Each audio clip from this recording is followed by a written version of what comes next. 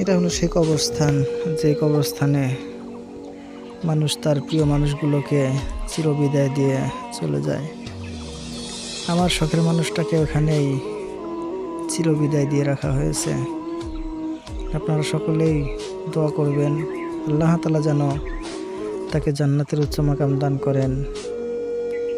আল্লাহ তাআলা এই কবরবাসী, সমস্ত কবরবাসীকে যেন মাফ করে দেয়, সেই দোয়া করবেন।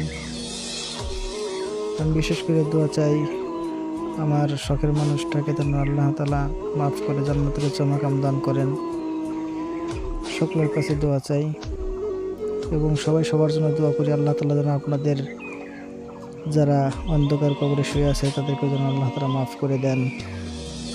সকলের জন্য দোয়া করি, কারণ হাদিসের ভিতরে আছে যে ব্যক্তি অন্যজনের জন্য দোয়া করবে, ফেরেশতারা ওই ব্যক্তির জন্য দোয়া করবে। তাই সকলের জন্য দোয়া করব, আল্লাহ তাআলা যেন সকলকে মাফ করে দেন। আমিন। সকলেই বলি আমিন।